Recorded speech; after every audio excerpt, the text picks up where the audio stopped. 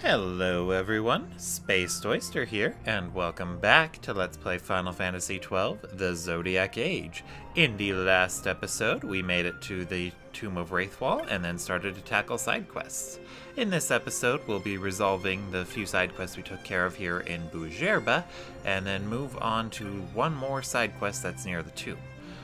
Off screen, I talked to this guy and turned in the quest for hunting the Nidhogg. I didn't mean to do that, but by the time I realized I had already talked to him, it was already too late. I didn't want to go through it all again, but basically he just thanked us for killing the thing, and he gave us a few rewards, one of which was very special, this great serpent skin. Make sure you don't sell that. It's a minor thing, but it can boost your quest rewards in that side quest with the sick person in the Ester Sand. I'll make sure to turn that one in too. Anyway, we're gonna turn in the hunt for the rock toys, and then I'll teleport to the Ester Sand and give her that serpent skin, and then make my way to Rabanastre and accept the new hunt. Well, actually, there is a bar here, right? Yeah, but that's not it. That's someone's house. Yeah, I'll go to the bar, pick up the hunt first, and then go to the Ester Sand, turn that in, and then warp to Raithwal's tomb. That is the evil plan for the day. Very evil plan. Okay, so first things first. Where is that hunt board? The Wyvern Lord. Yeah, I do recommend taking this hunt when you need to go out to the Tomb of Raithwal. It's actually pretty close to it, so 2 birds, 1 stone. It is a flying enemy that's weak to water, similar to all these, what are they called? All those drakes that we encountered. So it's very... not too tough to take out if you've got a black mage or a red battle mage with you. Just have them target enemies weak to water and you're set. Anyway, we're gonna go down here and talk to the guy who had the rock toys hunt. This Moogle here, Pilika. Thank you, Kupo. What a pal, Kupo. And look, my pet has learned his lesson and come home. Carbo! Thank the nice young gentleman, Kupo. My pet, his name's Carbo. I know, Kupo. I know. It's not good to keep a pet in secret. I'm really sorry for what happened. I'm going to move to someplace where we can both live in peace, Kupo. Here, accept this as a token of my thanks. And thank Montablack for me, too.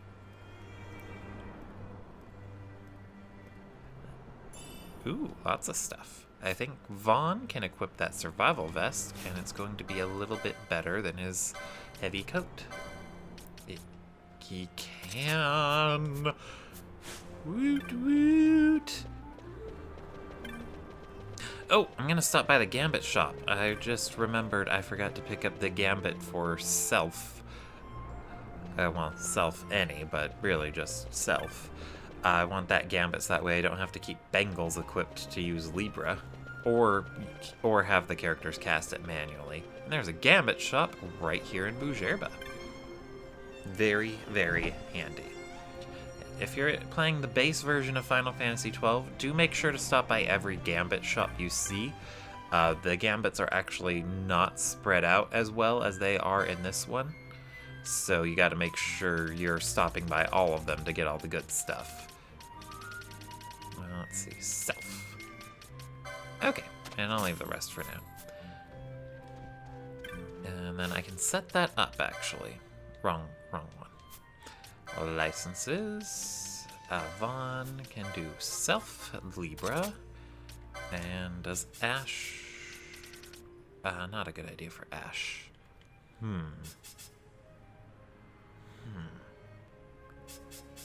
I want to make I definitely want it to be Ash, but she's got all her Gambit slots full. Does she even know Libra? Let's check. It would be here. She does not. Bosch does, though. But Bosch wouldn't He's not necessarily going to be able to always use it. And I gotta change this back to lowest HP. I don't think he's equipped with the Serpent Rod anymore. Wait, no, yes he is. Never mind. Ice Weak, Ice Weak. Ah, sorry. Bad memory. It's been a little while.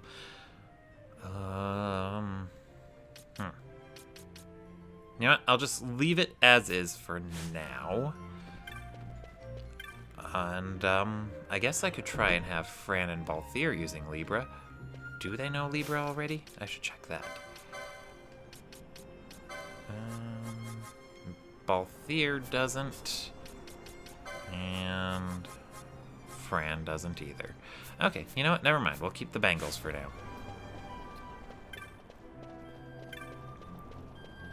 Alright, next we're going to make our way to the Aerodome, because that is where the teleport crystal of Bougerba is at. It's pretty redundant. I'm surprised the Aerodome gets any business. Or maybe they try and get people to buy plane tickets to fly everywhere as they're trying to teleport out. Unless Vaughn and his party are the only people who can actually use it. One way or the other, we'll figure it out. Anyway, slowing down. Teleporting. We're going to the Dalmasca Ester Sand.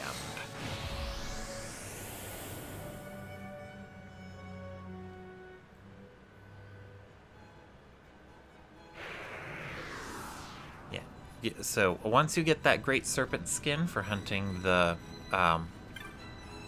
Nidhogg, talk to Dentro's wife here. Let's see, she's just repeating the stuff about the Veil Blossom Dew. Oh, she won't take it until I get her an item. Oh, shoot. I probably should have waited to do that side quest until I gotten it done. Oh, shoot. Okay. You know what, we're just gonna run. I'm tired of farming license points, you're probably tired of watching it, and I don't want to use another teleport crystal. Yet. So we'll just run. Run very, very quickly.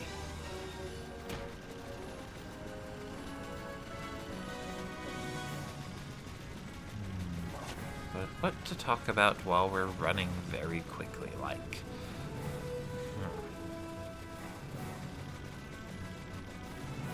I don't know. Well, yeah, pretty much just exhausted a lot of things to talk about. I mean, I've been seeing a lot of things in the news about how people really don't like the education reforms that that one lady keeps proposing, or something to that effect. But then she seems like a complete idiot, so I don't know. Very underqualified.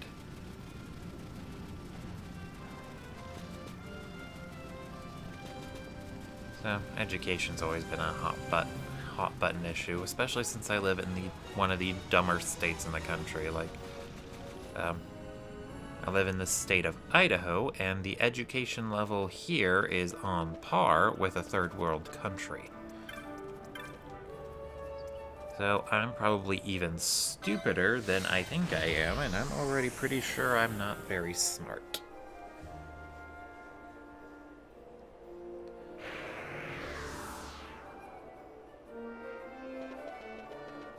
Alright, so the guy we need to talk to for this next hunt, he is in the weapons shop here, Amal's Weaponry.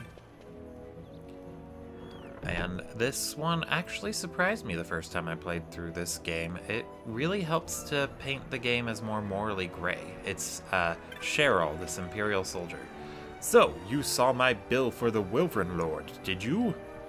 Most days I stay in Rabanastre patrolling the shops and markets, but not long back I was dispatched to make a survey of the outlying desert. Agree to the hunt, and I'll tell you what I know. Now then, where was I? Our orders led us through the Westersand and further west into the Sandsea. We just arrived at the western edge of the Nam Yansa Sandsea when we saw it in the sky, the Wyvern Lord. It didn't worry the others, but it certainly worried me. What if that worm were to attack Rabinaster? I thought. I informed the commander of my concerns. He dismissed it as a bad case of nerves, saying even if it did attack, the watch would soon stop it. Most like the city would be safe, I'll give him that, but it doesn't mean there wouldn't be casualties. I may be Arcadian, but I care about Rabinaster. That's why I posted this bill against my own purse. It's got naught to do with the Empire. I want you to slay that Wyvern Lord for me. Very morally gray. Or, well, I guess slightly morally gray, since he's just one Imperial soldier. But it's just one small thing that helps to paint the Arcadian Empire as less of evil tyrants to be stopped and more of another nation that just happened to conquer this one. It's kind of actually similar to Alexander the Great, of all people, if what I've read in history is correct. From what I've read about Alexander is that he, when he conquered other nations, he tried to basically just keep everything as close to similar as it was before he arrived. I don't know if that was out of a genuine interest in other cultures. He did try to adopt them, like when Egypt surrendered, he got a way to get himself crowned as a pharaoh in Egypt. And then so on and so forth. So I don't know if that was out of genuine interest in other people's cultures, or if he was simply trying to get on the good side of the citizens of the countries he just conquered. But Arcadia is kind of similar to that brief example of Alexander the Great. As Vane stated early on in the playthrough, that, Vane and Judge Geese, is that they want to restore the city of Rabinaster and basically make it a good part of the Empire, but keep it as Rabinaster as opposed to just another part of the Empire. And Geese mentioned restoring, using the royal family of the displaced countries to restore order. Of course, whether or not they're actually sincere about that is another matter entirely. Wait, there's treasure up here. Potion! Now, one thing to keep in mind about bosses, and I think most hunt marks too, is that they don't drop experience points, just extra license points. So, it's not a bad idea at all to switch your party members around based on who you need to handle what. So in this case, as we get closer to the Wyvern Lord, which is near here, I'm going to drop out Vaughn and Fran for Ash and Penello. There it is. Okay, so Vaughn... Wrong menu. Vaughn and Fran, Ash, and Penello. So that way I have 4 people who can hit flying enemies, attacking flying enemies. Let's see. Let's go ahead and put this one up. Foe, water weak, cast water, or aqua.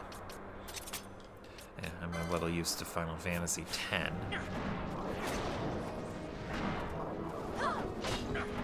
Oh, it's not weak to water, is it? Shoot, I was really banking on that. Okay, then. What is it weak to? It's definitely not weak to any of these elements, so... Yeah, good question. I'll just change this to flying, then. And I'm gonna have her use dark, just because it's unique to Red Battle Mage.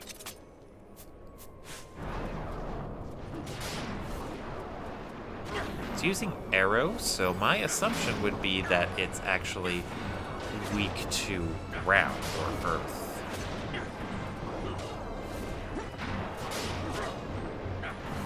And unfortunately, Bosch is the only person equipped with a weapon that can hit flying enemies. Without telekinesis, he's the only one who can. I don't know if I have anything that can remove sap.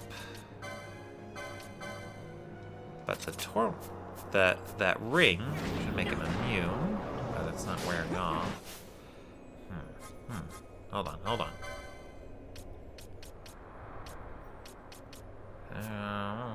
Shoot.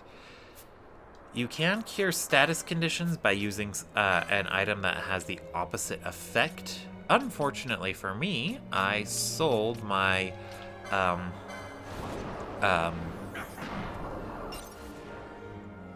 rod of the regen rod thing, the rod of healing, or the healing rod. I sold that, so yeah, not good. I'm gonna have to touch a save crystal. Let's keep Bosch out and keep Pinello in for now.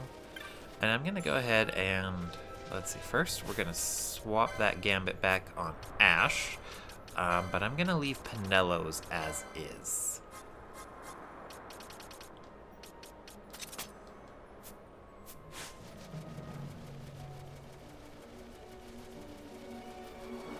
Just in case we run into more flying enemies, Pinello will be able to easily handle them better with a mace than she ever would be with a,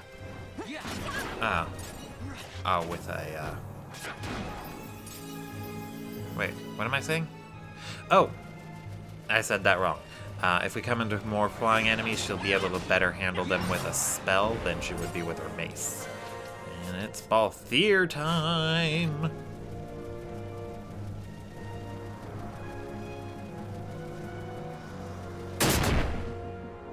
For some odd reason, I was thinking Pinel had access to a ranged weapon. I plan on getting her one, but for now, she's just gonna have to rely on magic. Even then, I might keep her with...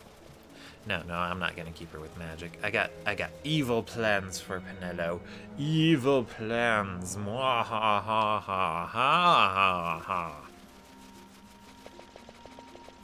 I'm so sorry. I shouldn't have done that.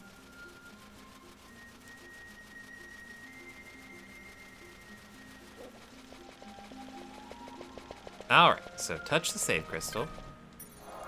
I don't need to save right now, but I am going to swap Bosch back in, so that way he can gain some levels while Pinello doesn't get too far ahead like I accidentally did with Bosch. Bosch von Ronsenberg of Dalmasca. So much fun to say. I recommend just saying that sometimes. Roll your R's if you have to. It's so much fun.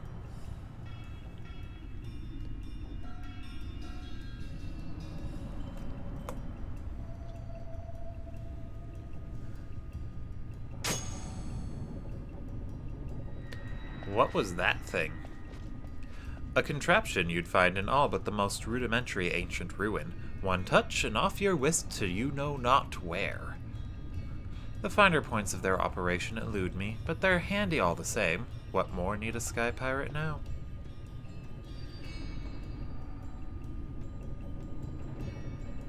And then there's another one right here, but we can't use that yet. I should demonstrate that. Read the inscription. These words have been left by the tomb watchers. With God's craft armed, guard we his tomb. Dyad stirred, come they one unto the other. Touch it. Nothing happens. There must be a corresponding device elsewhere. Do nothing. I'm gonna run around as Vaughn for a bit because we get some small cutscenes and they'd probably just make me stop being Vossler for a second.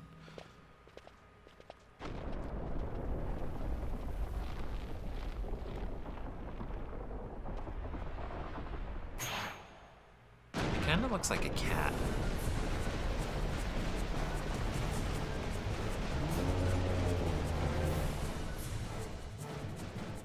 Fight or run? We better decide fast. I do recommend running away from this one. I think it's in your level range and you can handle it, but I'd recommend running for now because well, there's another one on the other side of this door. It's easier to beat, and once we do, we can unlock a teleport back to the start of the dungeon, so that way we can save before trying to tackle the other one.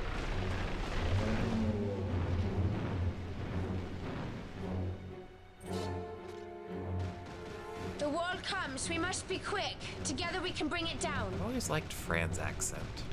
Alright, now I'm switching to Vossler. So, the Demon Wall boss fight is actually a pretty interesting and unique one. You'll get an instant game over if it hits the back wall there. It's going to continuously come forward. Now, if you activate these torches along the side, it will cause something random to happen. It'll either make it go faster or slow it down. Personally, I highly recommend you just avoid touching them at all. Alright, Vaughn and Balthier got blinded too, so I'm gonna have them use some eye drops. I didn't bother setting up a Gambit to use decoy, because I honestly don't think it really matters. He's pretty much attacking people, but he's going to focus mainly on trying to disable your party, so that way you can't do things. Basically, he's going to use stalling tactics. And Telga here is his unique skill. It sends someone off to a place called the X Zone. It's basically just a fancy way of saying they're killed. If he does it to a main party member, just swap them out for someone else. If he does it to Vossler, you're going to be short Vossler for a little bit. And that's honestly just the worst of it. Anyway, the Demon Wall is down.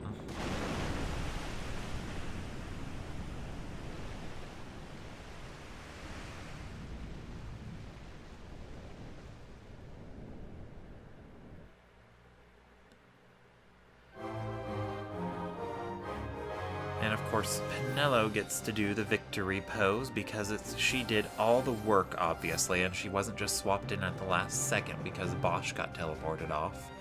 I probably should have brought her in over Bosch anyway. Right now, Bosch can't really do much offensively, and I needed to be quick there. So it was probably a bad call on my part to keep him there. But whatever. Back to, well, actually, we're gonna go across this hallway as Vaughn, because there's another cutscene.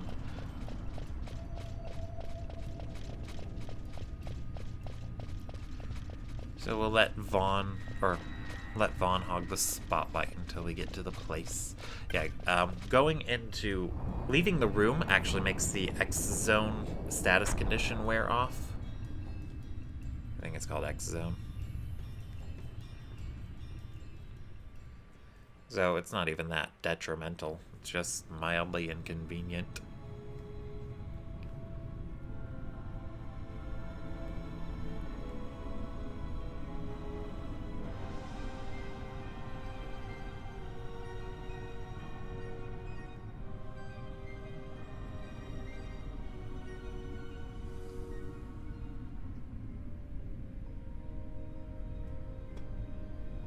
Incredible.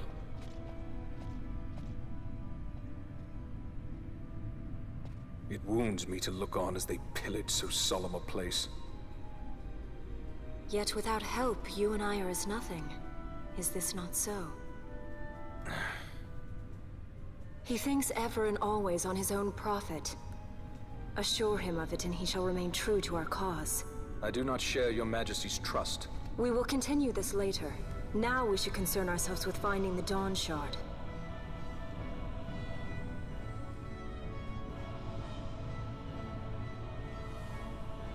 It sleeps in waiting, somewhere deep within. How can you be certain? I can hear its call. Yeah. Did it make you deaf to other people's feelings? You were basically gossiping about Balthier right to his face. Didn't you ever think you could have hurt his feelings? Alright. So the Tomb of Raithwal is a, quote, dungeon, but the puzzles and such that you get to solve here, they're really quite small. Final Fantasy XII doesn't have much in the way of thought puzzles. Most of the time the dungeons are basically just gauntlets to get through. You need to go down the left path and the right path and activate 2 switches that will unlock the last part of the dungeon, which is where our the Dawn Shard is at.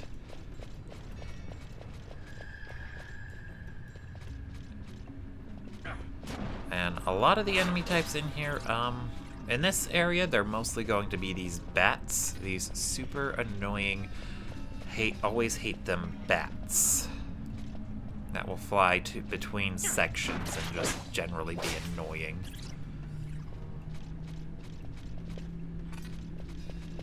Only thing of note, well actually I can get to that when we get to the next area.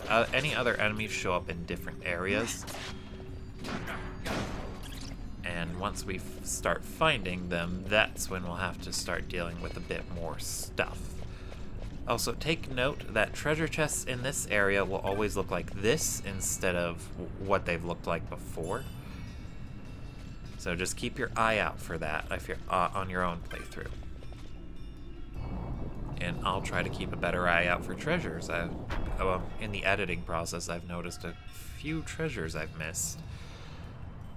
Not important ones as far as I've been able to figure out, but missed them all the same. I did.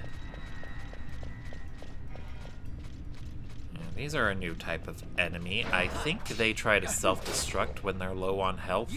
They're not as stupid about it as some Pokemon in Pokemon games, but they're still pretty stupid about it. They also frequently cast spells since they are immobile. They won't use their auto attacks unless you get close. I think they're largely immobile. Yeah, largely immobile. There are also zombies in here. They rise out of the floor, so it's pretty tough to tell when you're going to walk into an ambush of zombies. But you will. Would a group of zombies be called an ambush? I don't know. Ambush isn't... I don't really like the word ambush. I'm going to call them a cornucopia. That's a fun word to say. Or a cephalopod. But cephalopod doesn't describe a group of animals. That describes a type of fish. More specifically, fishies that live in the ocean and have tentacles.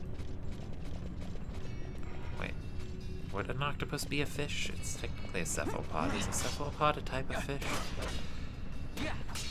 Okay, now I'm just rambling again. I don't see any treasures back here, but I should double check anyway. And good thing I did. There was one right here. I'm not too sure if we'll run into any mimics in here. I'm highly doubtful. They usually take on the shape of the chest that we saw in the Barheen Passage, and those aren't these.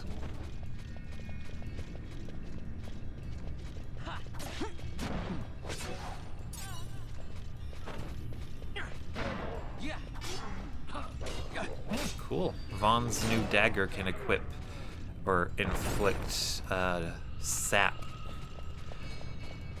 That's pretty interesting. Oh, one small thing to note about daggers that I should have brought up. In addition to having a faster attack animation, many of them also have very special properties. Most of them inflict status conditions, but there are others that do specific elemental damage, and there's one that has a significantly higher block rate. Daggers are basically gimmick weapons. They trade a bit of their offensive power for those gimmicks. Ultimately, they're going to be useful overall, but they're still not going to be as, in general, good as a basic sword, I guess. But then again, having someone who can use status conditions is always a plus.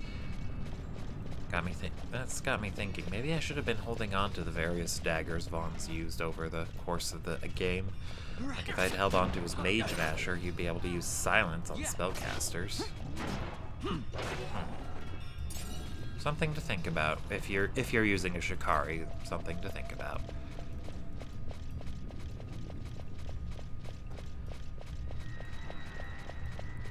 Anyway, I think we're almost at it. The crystals thingies we have to activate. They're at about in the middle part of these sections. I don't even know where that's at. So exploring the whole tomb can get a bit tedious, but it shouldn't be too much of a struggle. Here we are. So we activate this button here. Touch the jewel. Touch the jewel. And it lowers that thing. And then some enemies show up. On this side, we get these zombie mages, who are so bad that they can't even cast their own spells.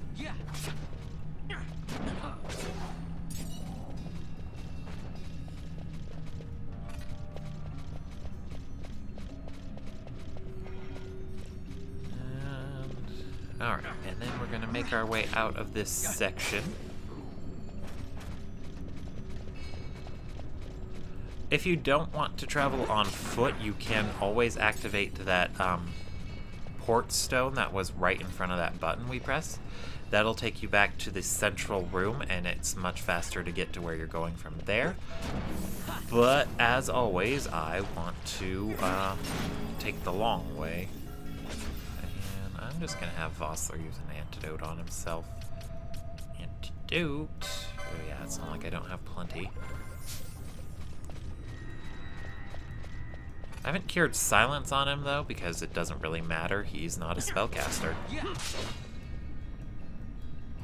And it got off self-destruct.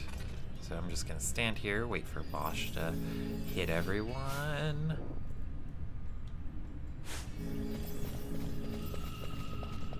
Oh, I just noticed we're back to all the guys again.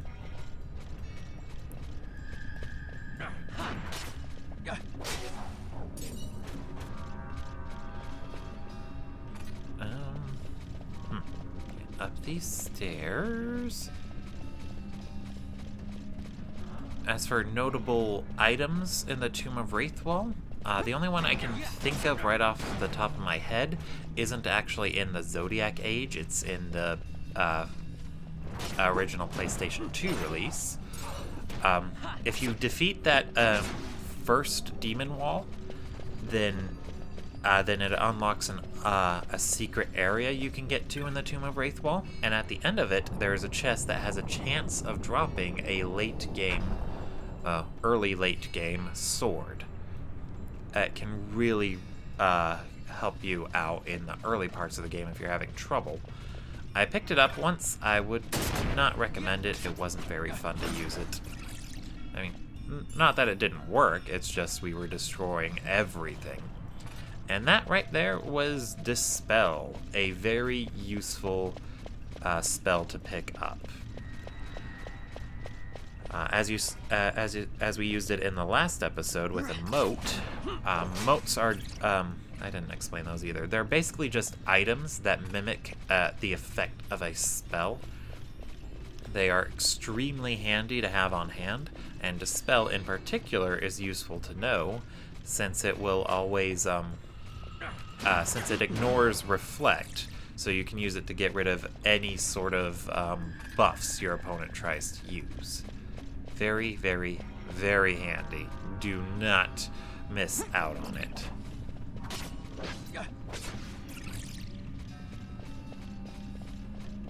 And since we're near the central room anyway, and I've been running a little over time, I'm gonna go ahead and call this an episode here. Thank you all for watching. Don't forget to like, comment, and or subscribe.